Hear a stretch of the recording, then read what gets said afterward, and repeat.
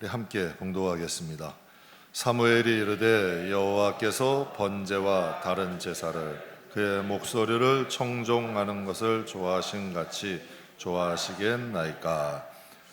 제사보다 낫고 듣는 것이 수양의 기름보다 나으니. 아멘. 여러분이 아주 잘 아는 말씀인데요, 이 본문을 통해서 순종이 중요한 이유에 대해서 잠깐 은혜를 좀 나누려고 합니다. 순종이 왜 중요한 것일까? 성경은 순종에 대해서 말씀하시는데 이 순종에 대해 잠깐 은혜를 나누겠습니다. 이 시대에 한국의 대표적인 이단 단체 세 곳을 얘기하자면 저는 신천지, 하나님의 교회, 또 여호와 증인 이렇게 말할 수 있을 것 같아요. 그런데 이 세 곳의 이름의 뜻이 다 성경적이에요. 다 좋은 뜻이에요. 신천지라는 뜻은 새 하늘과 새 땅이라는 뜻이에요. 계시록 말씀에 보면 하나님이 우리를 위해 예비하신 천국이 새 하늘과 새 땅이에요. 그리고 신천지들이 자신들의 교리를 가리키는 곳을 복음방이라고 칭해요.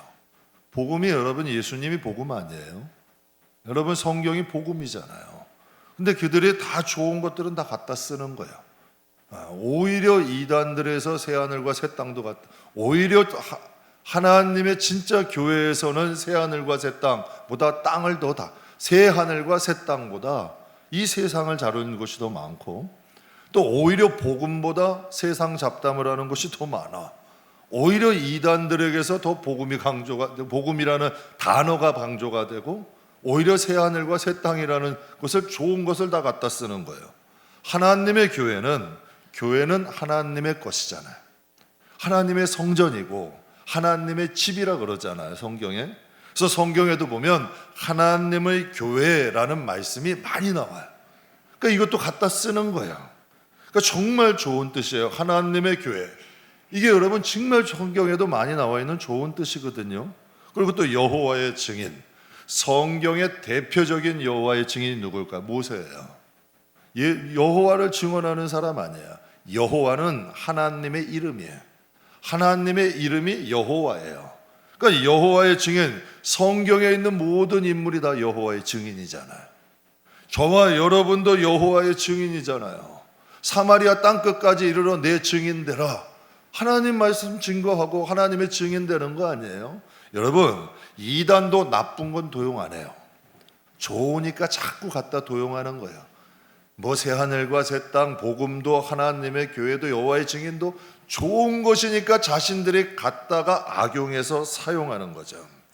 여러분, 순종이라는 단어가 좋은 건가요? 나쁜 건가요?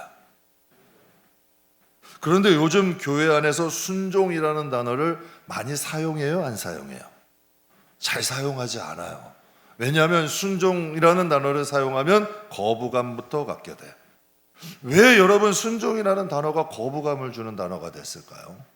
순종은 좋은 단어거든요. 그런데 왜 순종이라는 단어가 거부감을 갖게 했을까? 순종이라는 단어를 잘못 사용해서 그래요. 첫째로 목사님들이 순종하는 모습보다 순종을 강요했기 때문이에요. 만약에 목사님들이 순종하십시오라기보다 본인이 순종하는 모습을 보였다면 여러분 성도들은 순종할 거예요. 순종하기를 강요하고 순종하기를 여러분 말하기보다 먼저 하나님의 말씀에 순종하는 모습을 보였다면 여러분 따라가겠죠. 그리고 교회 일을 위해서, 교회의 어떠한 사업, 교회의 어떠한 계획, 교회의 어떠한 일을 위해서 가정의 형편, 사정 다 무시하고 무조건 순종하세요. 가정보다 교회 아니에요. 여러분 진짜 순종이 뭘까요? 이런 게 순종인가요? 정말 가정의 일 다 무시하고 교회 일이 우선이다. 그런 분들이 진심으로 이 마음에서 하나님 앞에 순종할까요? 여러분 순종은 무엇에 순종해야 될까요? 우리가 이 개념부터 조금 저와 여러분이 다시 새겼으면 좋겠어요. 순종은 뭐에 순종하는 거예요? 목사에 순종하는 건가요? 교회 리더에 순종하는 건가요? 교회에 순종하는 건가요? 순종의 대상은 하나님의 말씀이에요. 우리가 순종해야 될 대상은 그것도 성도들만이 아니라 목사고 성도들이고 직분자고 우리는 다 하나님의 말씀에 순종하는 사람이에요. 왜 하나님의 말씀에 순종해야 될까요? 순종이라는 뜻은 순순히 따른다는 뜻이에요. 왜 우리가 하나님의 말씀에는 순종을 해야 될까요? 말씀에 순종하면 사람이 변해요. 여러분, 교육을 잘못 받으면 어떻게 돼요? 주체 사상 교육받은 사람은 남한에 살고 있어도 북한 사람이에요. 주체 사상에 잘못 교육을 받으면 여러분, 잘못된 이단들도 잘못된 교리를 배우면 교회에 앉아 있어도 이단의 여러분 사상을 갖게 돼요. 우리가 하나님 말씀에 순종한다는 건 하나님 말씀을 받아들이면 우리 생각이 개조가 돼요. 여러분, 우리의 마음밭이 개조가 돼요. 가시밭, 돌짝밭, 길가밭이 옥토가 돼버려요. 삐뚤어지고 꼬이고 여러분 이렇게 좀 뭔가 여러분 삐뚤어진 생각들이 올바르게 돼요. 바른 생각을 갖게 돼요. 그러니까 하나님의 말씀이 우리가 순종을 하기 시작하면 충돌이 일어나죠. 그러나 그 충돌을 통해서 사람이 변해요. 어떻게 변하는 줄 아세요? 정금같이 돼요. 정금이라는 건 단단해져요. 세상에 살면 놀랄 일이 많아요. 두려워할 일도 많아요. 걱정할 일들이 많아요. 그런데 하나님의 말씀이 우리가 하나님의 말씀에 순종하기 시작하면 이런 불순물들이 빠져요. 신앙인들이 좀 단단해져요. 웬만한 일에 안 놀래요. 웬만한 일로 걱정 안 해요. 그냥 조금 힘들어도 하나님 믿고 갈 줄 알아요. 정금 같아져요. 두 번째로 사람이 좀 깨끗해지고 투명해져요. 사람도 대화를 해보면요, 뭔가 뒤가 좀 찝찝한 사람이 있어. 근데 어떤 사람은요, 상쾌한 사람이 있어. 대화를 해도 그냥 딱 보면 이 유리 그릇 끝에. 근데 어떠한 사람은 거무 침침해. 뭔가 딴 마음은 푼 것 같고 대화하고 나면 뭔가 찜찜해. 저는 그리스도인은 뭔가 만나보면 심플해야 돼요. 뭐 이게 감추는 게 없어야 돼. 뭔가 투명해야 돼. 딱 만나보면 그냥 샤프하고 투명하고 뭔가 좀 깨끗하고 상쾌한, 좀 그리스도인에게 이런 맛이 있어야 돼. 왜? 여러분, 말씀은 우리를 정화시키니까. 말씀은 두 마음 품게 안 하니까. 말씀은 누군가를 해롭게 안 하니까. 말씀은 누군가 뒤통수 치지 않으니까. 말씀은 여러분 자기 유익만 구제하지 않으니까. 하나님의 말씀을 제대로 듣고 순종하기 시작하면 여러분 함께 좋아지기를 원하잖아. 마음에 어떤 거 감춰놓지 않잖아요. 왜? 그러니까 하나님의 말씀을 순종하기 시작하면 깨끗해지는 거예요. 그리고 마지막으로요, 성경에 보면 말씀에 순종할 때 하나님이 역사하셔. 여러분, 너희가 이렇게 행하니, 너희가 내 말씀을 들으니, 너희가 내 말씀대로 행하니 내가 너희에게 이렇게 하겠다. 성경을 한번 읽어보세요. 다 그런 구조야. 우리가 하나님의 말씀에 순종할 때 하나님은 우리 삶에 개입하기 시작하셔. 하나님이 역사하기 시작하시는 거죠.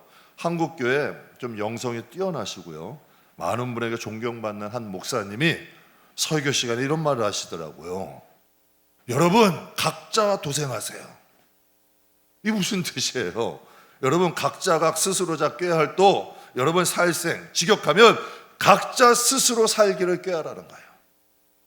여러분, 이 시대에 믿음 지키려면요, 여러분이 직장에서나 가정에서나 삶에 여러분 각각에 있는 곳에서 여러분이 그리스도인으로 살고 하나님 백성으로 살려면 각자 도생하셔야 돼요. 여러분, 목사도 마찬가지인 것 같아요. 제가 제 자신을 못 지키는데 어떻게 성도를 지켜요? 여러분, 신앙생활 몇 년 정도 하시면요, 제가 제일 무서운 사람이 우리 임 목사님이에요. 그리고 또 두 번째 무서운 사람이 제 딸이에요. 이제 조금씩 이제 손녀도 무서워지기 시작했어요. 왜냐하면 사람이 오래 살다 보면 속이 보여요. 속이 보이기 시작한다니까. 그러니까 하나님의 여러분 각자 도생이라는 뜻은 우리가 어느 자리에 가든지 하나님의 백성으로 살기 위해서는 여러분이나 저나 하나님 말씀 붙잡아야 돼요. 그러지 않고는 그리스도인답게 살지 못하죠. 여러분, 말씀에 순종 안 하는데 믿음이 자라는 방법이 있나요? 세상은 우리가 자꾸 세상의 법에 굴복시키려고 그래요. 근데 우리는 하나님 말씀대로 살려고 그래요. 그럴 때 충돌이 일어나죠. 그때 우리가 하나님 말씀대로 살려고 조금 희생하고 여러분 조금 어려워도 이겨내면 그냥 이겨내는 게 아니라 믿음이 자라요. 이상한 일이야. 세상의 충돌 속에서 우리가 하나님의 뜻대로 살면요 믿음이 자라. 그러니까 말씀에 순종하면 믿음이 자라죠. 말씀에 순종하지 않는데 하나님 역사 일어나는 거 보셨어요? 말씀이 역사하면 교회가 살아나고요, 말씀이 역사하면 성도가 살아나고요, 성도가 살아나면 성도의 가정은 반드시 살아요. 여러분, 우리가 객관적으로 한번 생각해 보자고요. 논리적으로 말씀으로 천지를 창조하신 게 맞다면 그 말씀이 우리 안에 살아있는데 어떻게 영원히 안 살아요? 우리가 그 말씀을 주인으로 모시고 말씀에 순종하는데 어떻게 가정이 안 살 수 있겠어요? 살아난다니까요. 하나님이 일하기 시작하신다니까. 오늘 영상을 보신 이재철 목사님 말씀대로 순종은 하나님을 위한 게 아니에요. 그래서 제가 개척하면서 순종 강요한 적 한 번도 없어요. 하나님의 일도 강요 안 해요. 안 하면 안 했지. 강요해서 하는 일은 오히려 그 영혼의 믿음을 무너뜨릴 뿐이야. 오히려 믿음을 세우는 게 아니에요. 그런데 지금 여러분, 하나님 말씀이 들어가잖아. 스스로 항하시더라고. 하나님 말씀이 들어가면 스스로 항하는 거야. 그건 그 영혼에게 유익이 돼요. 그 영혼을 세우는 거고 그 영혼에게 약속이 되는 거야. 하나님과 그분의 관계. 왜 목사가 그 사이에 껴야 돼요? 전 자식이라도 제 사이, 그 자식과의 사이에 제가 안 껴요. 전 목사라도. 자식도 하나님과의 관계가 있는 거고 성도도 하나님과의 관계를 맺어주는 거야. 그래서 그 관계 가운데서 믿음이 자라고 하나님과에 대한 믿음이 자라고 하나님과의 관계가 깊어지면 그 말씀이 그 영혼을 이끌어 가시는 거지. 하나님이 역사하기 시작하시는 거예요. 그래서 그 이재철 목사의 말씀을 무거울수록 가벼워라. 얼마나 여러분, 때로는요 이 세상을 살다 보면 하나님 말씀대로 살 때가 버거울 때가 있어요. 야, 내가 이렇게까지 살아야 되나? 짐이 무거울 때가 있어요. 그런데요, 이제는 그 짐 마다 안 해요. 왜? 분명히 하나님이 주신 은혜가 있어요. 내가 그 짐을 지고 살기가 힘들 수 있어요. 손해보는 것 같을 수도 있어요. 그런데 나중에요, 그게 다 돌아오더라고. 제가 이 건물 여러분 간증드리잖아요. 처음 여기서 조그맣게 개척할 때 제일 약자였어요. 그냥 제일 손해보고 살았어요. 그래도 하나님 교회니까, 교회가 그래도 덕을 나타내고 저희는 해야 되니까. 그런데 그 덕을 지금 다 보잖아요. 다 보게 해주시잖아요. 오히려 도와주잖아요. 상가 사람들이 다. 그러니까 하나님의 베푼만큼 돌아온다니까. 하나님의 말씀에 순종하며 살며 그것이 무거울 수가 있지만 여러분, 하나님에 대한 믿음이 생기면 짐은 가벼워지는 거예요. 그래서 여러분, 쌀가마도 남의 쌀가마니 지면 무거운 거지만 내 쌀가마니는 안 무겁잖아요. 여러분, 남의 자식 들면 무겁죠. 내 자식 들면 안 무거워요. 아무리 큰 자식이라도 여러분, 내 자식 드는 건 가볍다니까. 근데 남의 자식 들면 희한하게 무거운 거야. 무게는 똑같아도 그게 틀린 거죠. 여러분, 성경은 인생 사용 설명서라 그래요. 그분의 말씀대로 살면 낭비가 없어요. 참 희한한 게요, 그분의 말씀 안에서 살면 후회함이 없더라고. 베이직교회 조정민 목사님이 이런 말씀을 하세요. 순종 강요하지 마십시오. 대놓고 그러시더라고요. 순종 강요하지 마세요. 하나님을 알면 순종하게 돼요. 하나님을 모르니까 강요가 되는 거지만 하나님을 알면 순종은 쉬워지는 거야. 오히려 그게 기분이 좋은 거예요. 행복한 거예요. 제가 이번에도 휴가 때 보면 아주 우리 꼬맹이는 어디서 카드 한 장을 들고 와가지고 다 쓰래, 줄 일렬로. 하부 와서 쓰고 할미 와서 쓰고 아빠도 와서 쓰고 자기가 사진 찍는데 어떤 카드 하나씩 다 일렬로 쓰래. 다 서서 한 장 또 찍더니 다 앉으래. 이제 기분이 좋을까요, 나쁠까? 하면서 기분이 좋을까요? 왜 너 쓰라 그래? 언짢을까요, 좋을까? 좋더라니까. 우리가 하나님을 알면 그게 다윗이야. 그러니까 다윗은 하나님을 아니까 그 길을 가는 거예요. 왜? 저 베들레헴 시골 촌뜨기를 자기를 불러가지고 왕을 세운 분 아니야. 그런데 그 하나님이 하라고 하는데 뭘 마다하겠어. 하나님에 대한 믿음이 생긴 거고 다윗은 하나님을 사랑한 거죠. 오늘 본문 말씀은 저에게 큰 충격을 줬던 말씀이에요. 사무엘이 이르되 여호와께 번제와 다른 제사를 그의 목소리를 청종하심을 좋아하심 같이 좋아하겠느냐 말씀하세요. 여러분, 구약 시대에는 제사가 있고 신약 시대에는 예배를 드려요. 번제라는 것은 제사 중에 최고의 제사예요. 제물을 다 태워서 하나님께 드리는 거예요. 근데 거기서 순양은 제물 중에도 최고의 제물이야. 최고의 제사, 최고의 제물을 하나님께 드린 거예요. 그런데 성경엔 뭐라 그래요? 순종이 제사보다 낫고 듣는 것이 수양의 기름보다 나으니. 다시 해석하면 순종이 예배보다 낫고 하나님 말씀을 듣는 것이 어떤 값진 제물보다 나으니라고 해석할 수 있는 거예요. 그러니까 순종이 제사보다 낫대요. 성경에 예배만큼 하나님이 좋아하시는 것이 어디 있어요? 그런데 순종이 그보다 낫대요. 저에겐 충격인 게 분명히 성경의 하나님은 예배자를 찾으신다 그랬어요. 예배자를 찾으시는 분이에요. 그런데 하나님은 순종이 제사보다 낫대요. 이런 말이 있어요. 믿음의 뒷면은 순종이래요. 믿음은 바라보는 것 아니에요. 그러면 믿음은 바라보는 건데 바라본다고 돼요? 근데 분명히 성경에 이래요. 믿음은 바라는 것이 실상이 되고 보이지 않지만 증거가 된대. 그래서 믿음의 뒷면은 순종이래요. 믿음은 바라보는 것이고 순종은 바라보시는 그곳을 가는 거예요. 이게 여러분 진짜 믿음이라는 거죠. 창세기에 보면 창세기는 4대 사건과 4대 족장에 대한 이야기예요. 그러니까 중심은 4대 족장, 아브라함, 이삭, 야곱, 요셉에 대한 이야기가 여러분 창세기의 내용이에요. 그런데 4명의 공통점이 있어요. 다 복을 받았어요. 정말 복을 받을 수 없는 상황 속에서 받은 사람이에요. 다 4명이다. 그리고 4명이 공통점이 있어요. 하나님께 순종한 사람들이에요. 여러분 잘 아시다시피 아브라함은 고향도 버렸어요. 자식도 드리라 그러니까 거기에 마다하지 않아. 이삭도 우물을 3번이나 빼앗겼어요. 그런데도 또 다른 우물을 또 파러 가요.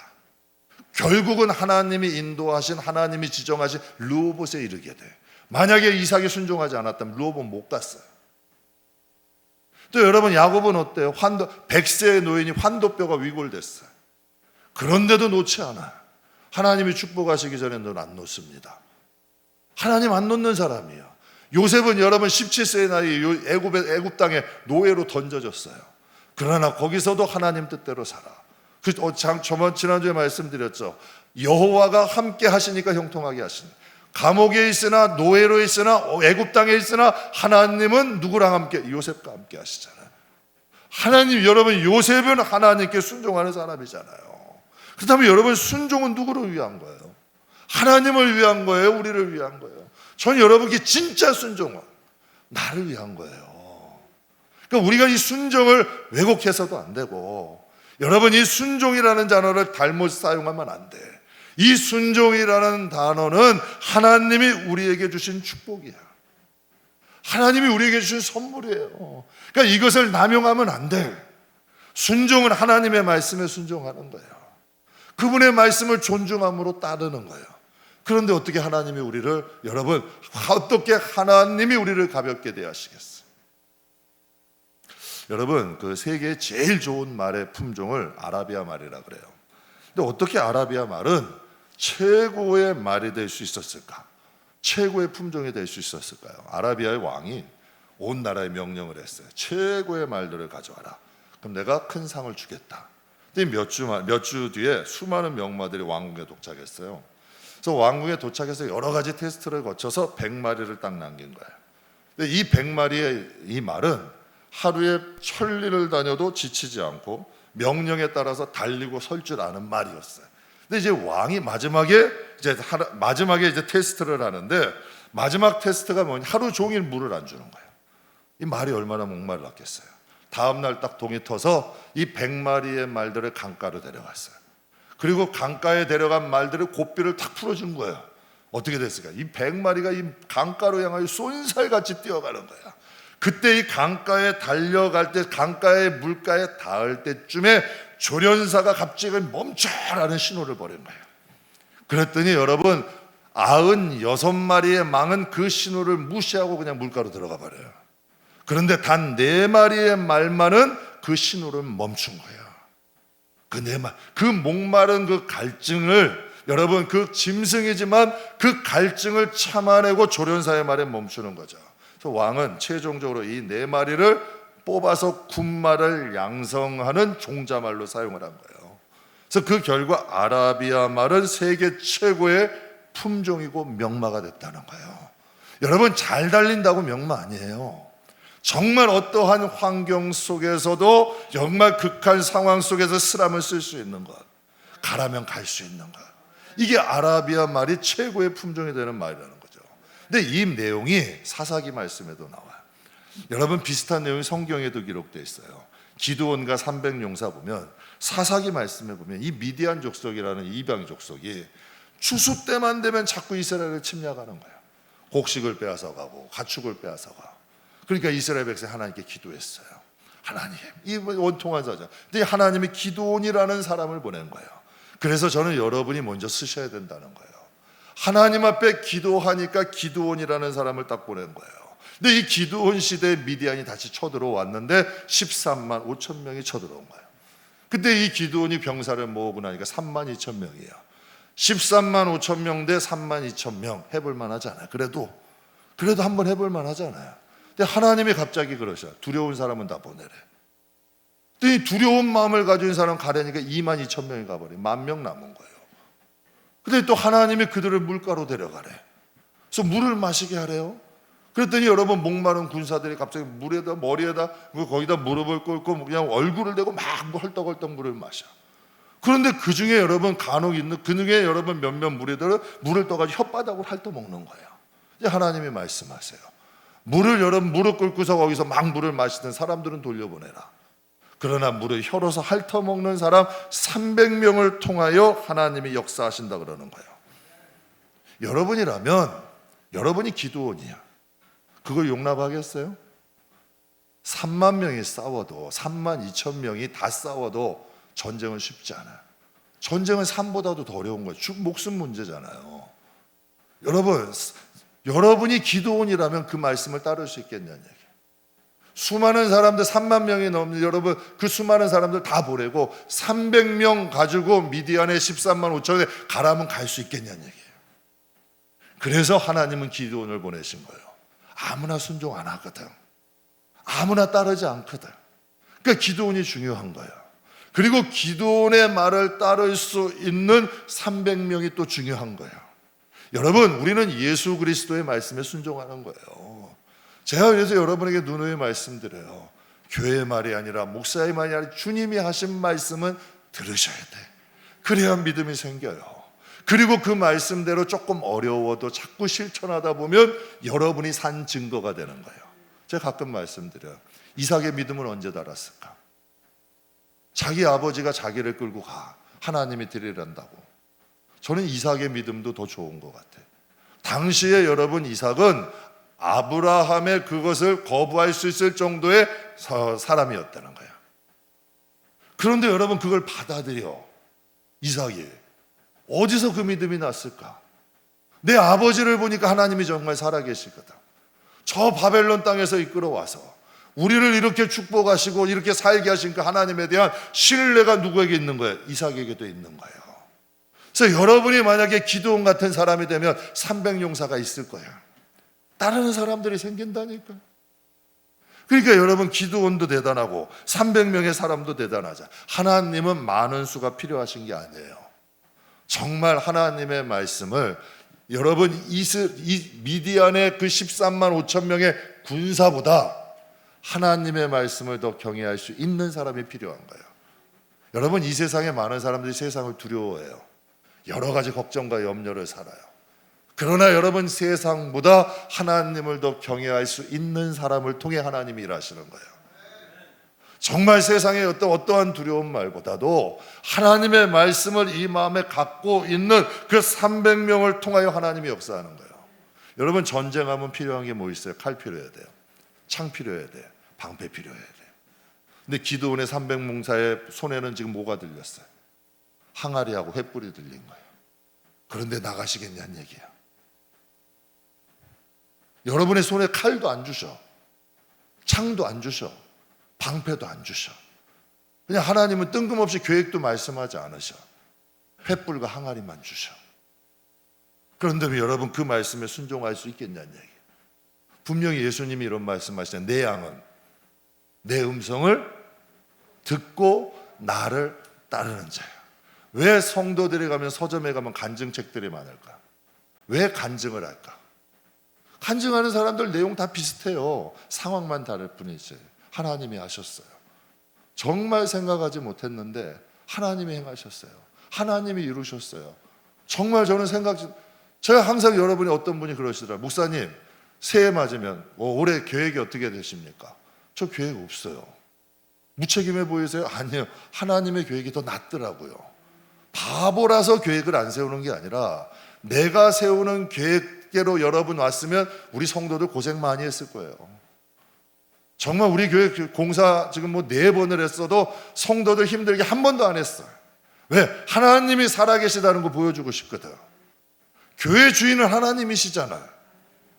교회 주인은 사람이 아니잖아요. 돈 많은 사람도 아니잖아요. 교회 주인이 진짜 하나님이잖아요. 그게 진짜 교회잖아요. 우리가 그것을 높이고 그것을 간증해야죠. 우리가 어디를 가든지 정말 하나님은 살아계세요. 하나님은 지금도 일하세요. 하나님이 역사하세요. 이게 우리 입술에서 나와야 되잖아요. 마음속에서 속해 나와야 되는 거 아니에요. 하나님은 그걸 원하시는 거죠. 여러분 본문 말씀에요. 순종이 제사보다 낫고 여러분 듣는 것이 수양의 기름보다 낫다. 왜 순종이 중요할까? 이게 굉장히 중요한 거예요. 사울이라는 사울이 왕이 될 때는 스스로 작게 여겼어요. 그리고 하나님이 시키는 대로 다 했어. 근데 하나님이 진짜 역사했어요. 그런데 이 사울이라는 사람이 이제 한 왕이 되고 2년이 지나니까 하나님 말씀에 자꾸 불순종하는 거예요. 거슬리는 거예요. 그것도 아주 교모하게. 분명히 여러분 하나님의 말씀 듣는 것처럼 하면서 두 마음을 품고 교묘하게 자꾸 불순종하는 거예요. 근데 하나님이 자꾸 참으시고 보시는 거지. 슬슬 불순종하기 시작하는 거고. 불순종은 아담의 길이고 순종은 예수님의 길이에요. 가는 길이 달라. 그래서 순종이 중요한 거예요. 여러분 교회 안에도 불순종하는 사람은요, 신약 성경에 불신자와 같다 그랬어요. 교회는 앉아 있어도 그 마음은 하나님께 멀대. 분명히 성경에 말씀하신대요. 순종과 불순종은 가는 길이 달라. 여러분 믿음은 선물이에요. 그러나 믿음이 순종할 때에 믿음이 되는 거예요. 여러분 믿는데 불순종한다? 그곳엔 하나님이 안 계셔. 하나님과 가는 길이 달라. 그래서 아모스 3장 아주 중요한 말씀이에요. 같이 읽겠습니다. 두 사람이 여러분 뜻 다른 사람과 같이 갈 수 있어요? 피곤해요. 정말 힘들어요. 마음이 맞지 않는 사람과 둘이서 동행한다? 그것처럼 힘든 게 없어요. 그러니까 하나님도 이 말씀을 하시는 거예요. 하루는 성령께서 동행에 대해서 이런 말씀을 주시더라고요. 동행이 아름다운 단어인데 순종 없이는 동행이 안 되더라고. 그러니까 동행이라는 말은 여러분 상대방이 내 말을 듣든 내가 상대방 말을 들어야 돼. 하나님과 동행하는 건 하나님이 내 말을 듣는 건 아니잖아. 내가 하나님 말씀을 듣는 거예요. 그래서 성령께서 물으셔요. 이 마음에 기도하는데 한 번은 하나님께서 가라 하면 가고 서라 하면 설 수 있느냐. 동행이 그거래. 우리는 세상의 표현으로 하는데 하나님과의 동행은 그게 아니야. 너 가라 하면 가고 서라 하면 서고. 이스라엘 백성들 뭐로 이끄셨어요? 불기둥과 구름기둥이 이끄셨어요. 구름기둥이 가면 가는 거예요. 불기둥이 가면 가는 거고 쓰면 쓰는 거예요. 이게 진짜 하나님과의 동행이라는 거죠. 근데 그게 쉽지 않더라고. 때로는 고집 부리고 싶고 욕심이 나면 멈춰지질 않아. 조금만 하면 더 잘 될 것 같아. 그러니까 막 그냥 가는 거야. 브레이크 없는 차처럼. 또 어떨 때는 걱정과 염려와 두려움이 있어. 이거 가면 큰일 날 것 같아. 그냥 하나님이 질질 끄셔도 안 가. 이럴 때가 있잖아요. 그러나 여러분 어려워도 한번 갈 수 있고 정말 여러분 잘 될 것 같아도 이거 포기할 수 있는 거. 이게 진짜 하나님과의 동행이고 이게 순종이더라고. 그럴 때 느껴요. 야, 내가 그때 그렇게 갔으면 큰일 날 뻔했구나. 야, 그랬으면 어쩔 뻔했어? 이게 느껴지는 거 간증이 되는 거예요. 야, 그때 잘 섰다, 잘 버렸다, 잘 놨다. 야, 그때 잘 갔다. 아, 그래, 정말 두려웠는데, 정말 힘들었는데 잘 갔다. 이때 여러분 이 마음에 감사가 되고 간증이 되는 거죠. 사랑하는 성도 여러분, 사도 바울이 전도 여행을 가는데요, 그는 아시아로 가고 싶었어요. 근데 하나님은 뜬금없이 환상 중에 마게도냐로 가래. 유럽 쪽으로 가는 길이 정반대야. 근데 왜 아시아로 가고 싶었냐면, 아시아는 전도가 안 돼. 미전도 지역이야. 자기가 가는 곳에 교회를 세우면 막 갈 수 있어. 유럽은 교회도 있어. 로마인 교회가 세워져 있었고, 또 유럽은 로마는 이스라엘의 원수야. 가고 싶지 않은 거예요. 마게도냐보다는 이사야로 가고 싶은 거예요. 만약에 바울이 여러분 마게도냐 쪽으로 안 갔으면, 유럽 쪽에는 여러분 이런 말 있죠. 모든 길은 어디로 통한다? 하나님은 여러분, 역사학자들이 그런 말을 해요. 하나님이 바울의 전도 여행을 위해 그 길을 만들었대. 그 길이 없었으면 바울의 전도 여행은 불가능했다는 거예요. 하나님은 이미 그쪽을 예비해 놓으신 거예요. 그리고 로마의 복음화를 통하여 온 유럽이 기독교 문화가 되어 하나님의 계획은 이미 서 있는 거예요. 만약에 바울이 불순종했다면 성경의 바울은 존재하지 않아요. 하나님은 바울 말고 다른 사람을 쓰셨겠죠. 여러분, 그 일본에 가면 일본을 복음의 황무지라 그래요. 선교사들의 무덤이다 라는 표현을 해요. 그런데 유독 일본에 가면 순복음교회가 많아요. 이유가 뭘까요? 여러분, 그 이유가 있어. 1970년대, 여러분 70년대면은 다 일본이 좋을 때요, 싫을 때요? 우리가 일본은 좋은데 한국 사람의 감정이 일본에 대해 좋을 때, 나쁠 때? 안 좋을 때지. 큰일 나는 거예요, 일본은. 제가 어릴 때만 해도 일본 물건 쓰면 이상하게 쳐다봤으니까, 제가 어린 시절만 해도. 그 당시에 여러분 1970년대인데, 그런데 조용기 목사님 마음에 일본 선교에 대한 꿈을 품게 하시는 거예요. 당시 목사님도 일본을 안 좋아했대요. 싫었대요, 하기. 그런데 하나님이 그 마음의 꿈을 주시니까 그 말씀에 순종해서 일본의 선교사를 파송한 거예요. 그 순종이 있었기 때문에 지금 거둬들이기 시작하는 거예요. 복음의 불모지에 구원의 역사가 일어나기 시작하는 거죠. 믿음은 있는데 순종하지 않으면 믿음의 역사 일어날까요? 안 일어날까요? 안 일어나요. 믿음을 갖고 그 말씀에 순종할 때 역사는 일어나기 시작하는 거죠. 여러분에게 부탁드려요. 여러분의 다른 말씀, 하나님 말씀엔 귀 기울이세요. 여러분을 향한 하나님 말씀이 있어. 그래서 성경을 자주 묵상해야 돼. 여러분에게 주시는 하나님의 음성이 있어요. 하나님의 말씀이 있어요. 그래서 그 말씀을 주실 때는 갈 수 없는 길도 좀 가세요. 버릴 수 없는 것도 좀 버리세요. 용서할 수 없는 것도 좀 용서하세요. 지극히 작은 역사도 믿음이 없으면, 순종이 없으면 일어나지 않아요. 그 여리고성과 아이성의 역사를 통해 알 수 있잖아요. 지극히 작은 역사도 믿음이 있어야 일어나는 거고, 지극히 큰 일도 만약 순종하면 어렵지 않아요. 여리고성이잖아요. 목회할 때 제일 보람이 있을 때는요, 성도들이 변할 때예요. 성도들이 변할 때요. 미국에 가면 로버트 슐러 목사님인가요? 유리성과 같이 해서 교회를 전했대요. 경매에 나갔어요. 이제 사람이 없어서. 유럽에 가면 정말 관광지와 같은 인테리어 멋있게 돼 있는 건물들이요, 지금 클럽이 되기도 하고 술집이 팔리기도 하고, 여러분 여러 가지 카페가 되기도 하고, 건물이 다 넘어가요. 비싼 건물이. 여러분, 제가 아까 1부 때도 말씀드린, 여러분 자식을 1억에 바꾸시겠어요? 여러분의 자식을 10억에 바꾸겠어요? 여러분, 한 사람의 영혼이 하나님의 성전이 됐어요. 건물이 10억이 아니라 100억이라도 바꾸겠냐는 얘기예요. 여러분이 하나님의 말씀에 순종하는 여러분이 살아있는 교회가 되면 하나님은 여러분을 안 바꾸신다니까. 인간도 자식이 소중하잖아. 그래서 죄송한 표현, 미친놈이죠. 자식을 몇 억 준다고 바꾸면 그 미친 사람 아니에요. 하나님이 여러분의 하나님의 성전이 된다면, 여러분 그 건물과 여러분이 어떻게 비교가 되냐는 얘기야. 진짜로 진짜 하나님이 계신다면 여러분과 영혼과 어떻게 그게 바꿀 수 있냐고. 아무리 교회 멋있게 찬란하게 줘도 여러분 한 사람만 못하다니까. 이게 정상적인 시각이야. 이 시대가 미쳐가고 잘못된 시각을 갖는 거지. 진짜 하나님의 시각은 여러분 한 영혼과 아무리 큰 건물이라도 안 바꾸셔. 그래서 여러분을 위해 독생자도 주신 거예요. 그리고 수많은 사람들의 희생을 통하여 우리에게 복음을 전해주신 거예요. 이게 진짜 하나님의 마음이에요. 말씀 마무리하겠습니다. 제가 목회하면서 제일 보람이 있는 일은 성도가 변하는 거예요. 말씀에 순종한다는 건 내가 하나님의 자녀가 되는 거예요. 내가 말씀에 순종하는 건 내가 하나님의 백성이 되는 거예요. 한국 사람은 한국 법을 따르잖아요. 미국 사람은 한국 와도 미국 법에 따라요. 미국 법 따라요. 왜? 그 사람은 미국 사람이에요. 아무리 한국 땅에 와 있어도. 유럽 사람은 한국 땅에 와 있어도 유럽 법에 따라서 따르는 거예요. 우리나라에서 재판 못해요. 유럽으로 보내는 거야. 미국으로 보내야 되고. 우리가 하나님의 말씀대로 살아갈 때 이 땅에 있지만 하나님 자녀예요. 하나님 백성이 되는 거예요.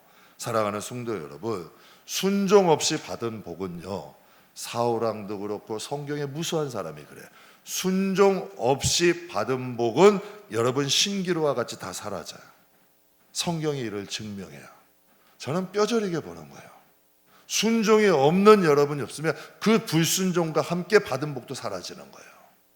여러분 이거 꼭 기억하셔야 돼요. 하나님이 우리의 옷자락으로 덮어주시니까 우리의 허물이 사함받은 건데, 하나님의 옷자락이 다시 제껴지면 우리의 죄는 살아나요. 성경에 이런 말씀 있잖아요. 우리는 하나님이 주시는 은혜로 사는 사람들이고, 하나님의 은혜로 저는 이게 더 좋아. 하나님의 은혜를 내가 벗어났을 때 내가 깨달을 수 있잖아. 그리고 하나님이 지켜주시면 나는 언제나 어디서나 안전하잖아. 그래서 다윗이 고백하잖아요. 사망의 음침한 골짜기를 다녀도 난 해가 두렵지 않대요. 나는 하늘 높이 있거나 바다 끝에 있거나 어디에 있거나, 왜? 그곳에 나와 하나님이 함께 하신대요. 사랑하는 성도 여러분, 성도는 말씀에 순종할 때 은혜 받고요, 하나님께서 말씀에 순종할 때 하나님이 역사하십니다. 작은 우리가, 연약한 우리가 하나님의 뜻을 이루어갈 수 있는 방법은 다른 것 없어요. 여러분에게 한 가지만 부탁드려요. 하나님 말씀을 가까이 하세요. 그리고 여러분을 향한 그 말씀이 있어. 그 말씀에 귀 기울이고 그 말씀에 순종해서 살아가시면 반드시 하나님의 뜻이 이루어지고 여러분을 향한 하나님의 계획이 이루어집니다. 그래서 저는 확실히 믿어요. 영혼이 잘된 같이 범사가 잘 되고 강건해지는 하나님의 놀라운 역사가 저와 여러분의 영혼, 또 우리 가정, 우리 교회 위에 함께 하시기를 주 예수의 이름으로 축복합니다. 기도하겠습니다.